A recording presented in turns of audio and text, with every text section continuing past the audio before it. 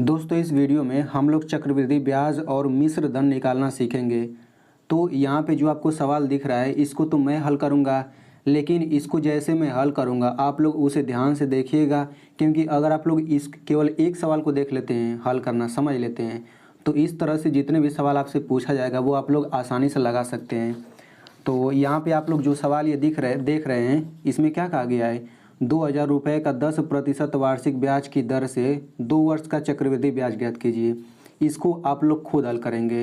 हो सकता है आपको ये कठिन लग रहा हो, लेकिन जब आप लोग इस प्रश्न को अच्छे से समझ लेंगे तो फिर ये बड़े आसानी से आप लोग लगा लेंगे।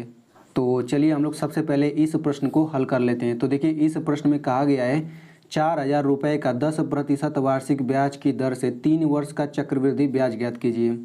तो देखिए इस प्रश्न में हमसे चक्रवृद्धि ब्याज पूछा गया है, तो सबसे पहले हमें सूत्र पता होना चाहिए, तभी तो हम लोग लगा पाएंगे सवालों को। तो देखिए सूत्र क्या होता है, हम लोग इसको हल करने के लिए केवल 2 सूत्र पता होना चाहिए हमें। उन दोनों सूत्रों के उपयोग से हम लोग यहाँ पे चक्रवृद्धि ब्याज निकाल सकते हैं। तो दोनों सूत्र कौन कौन सा है, देखिए पहला सूत्र क्या है, चक्रवृद्धि ब्याज बराबर होता है ए माइनस पी। ए जो होता है मिश्र धन होता है और पी जो होता है मूलधन होता है।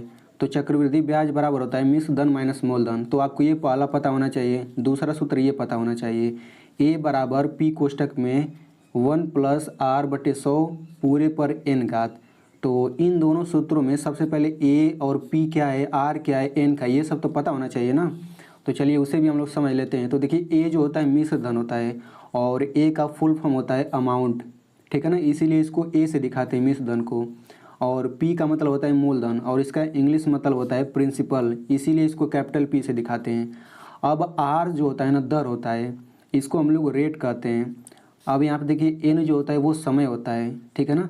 यहाँ पे देखिए एन के लिए कोई इंग्लिश वर्ड कुछ होता नहीं है जिसका मतलब समय होता हो, तो इसीलिए किसी किसी किताब में यहाँ पे एन की जगह पे टी रहता है। तो टी अगर रहेगा तो टी का मतलब टाइम हो जाएगा, ठीक है ना। अब यहाँ पे देखिए C.I. इसका मतलब होता है चक्रवृद्धि ब्याज, यानी कि चक्रवृद्धि ब्याज को शॉर्ट में लिखने का तरीका होता है C.I. और इसका फुल फॉर्म क्या होता है, कंपाउंड इंटरेस्ट। देखिए यहाँ से C ले लिया गया है, यहाँ से I, तो CI हो गया है। तो यहाँ पे अगर हम लोग यहाँ पे सूत्र बनाना चाहें हिंदी में तो क्या हो जाएगा, चक्रवृद्धि ब्याज बराबर मिश्र धन माइनस मूलधन। और यहाँ पे ये सूत्र क्या हो जाएगा, मिश्र धन बराबर मूलधन कोष्टक में 1 + दर/100 और पूरे पर घात समय।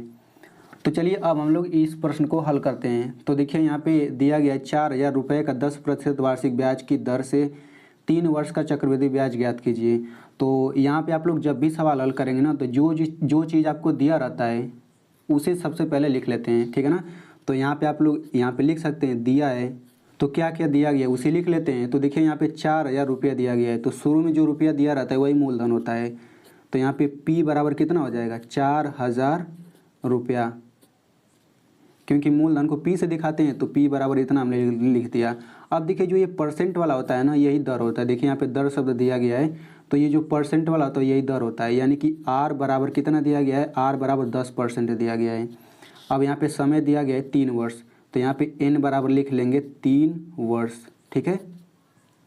अब देखिए हमें क्या कहा गया, हमें कहा गया चक्रवृद्धि ब्याज ज्ञात करने के लिए, और चक्रवृद्धि ब्याज का सूत्र क्या होता है, देखिए चक्रवृद्धि ब्याज का सूत्र होता है A माइनस पी, यानी कि मिश्र धन माइनस मूलधन। तो देखिए हमें मूलधन तो पता है 4000 रुपये, बस हमें मिश्र धन नहीं पता है।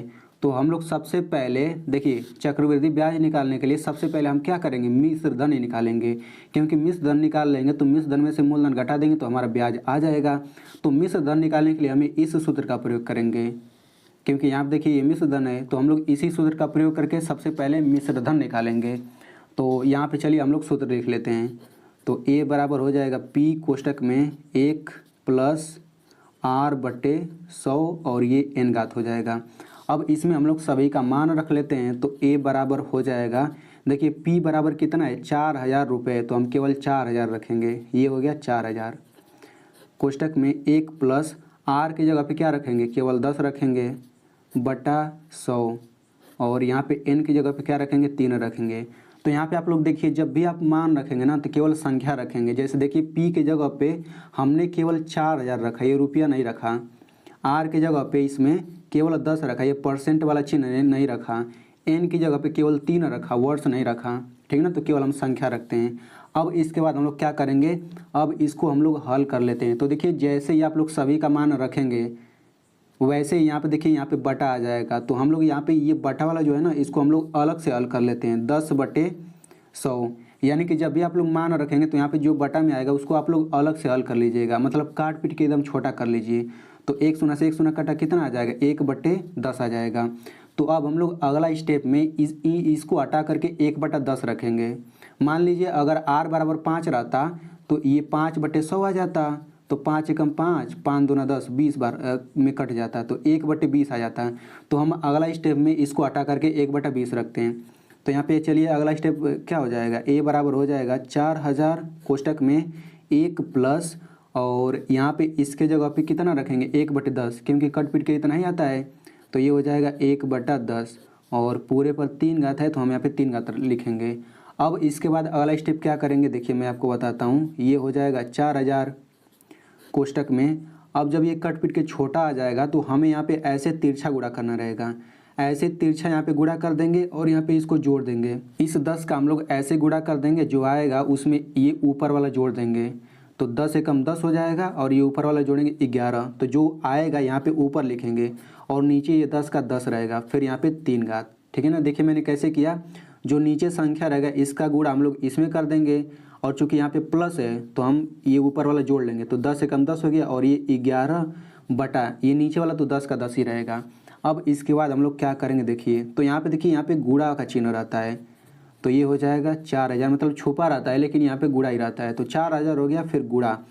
अब देखिए 11/10 पूरे पर 3 घात है, तो जितना घात रहता है उतनी बार हम लोग गुणा करते हैं। तो 11/10 का हम 3 बार गुणा कर देंगे। 11/10 गुणा 11/10 गुणा 11/10। अगर मान लीजिए यहाँ पे 2 अगर रहता है तो हम 11/10 का 2 ही बार गुणा करते हैं, ये तीसरा वाला नहीं लिखते हैं। अगर यहाँ पे 4 घात रहता तो हम 4 बार गुणा करते हैं। तो देखिए अगर यहाँ पे n बराबर समय अगर 2 वर्ष रहता तो यहाँ पे 2 घात आ जाता, तो हम यहाँ पे केवल 2 ही बार गुणा करते हैं। ठीक ना।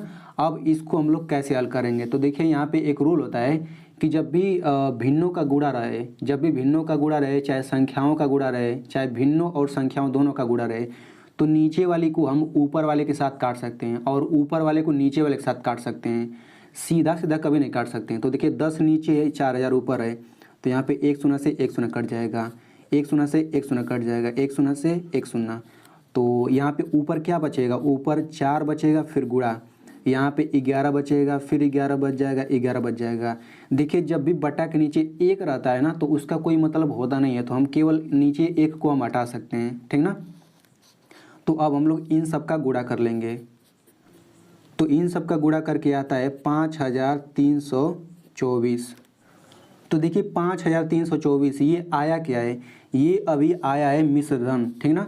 तो मान लीजिए अगर आपसे इसमें मिश्र धन पूछता तो मिश्र धन आपका यही हो जाता है, इतना रुपया कर सकते हैं, तो मिश्र धन इतना हो जाता है। लेकिन आपसे पूछा क्या है, आपसे चक्रवृद्धि ब्याज पूछा है। तो अब चक्रवृद्धि ब्याज का सूत्र लगा लेते हैं। तो लिखेंगे चक्रवृद्धि ब्याज बराबर, तो चक्रवृद्धि ब्याज बराबर क्या होता है, a माइनस पी।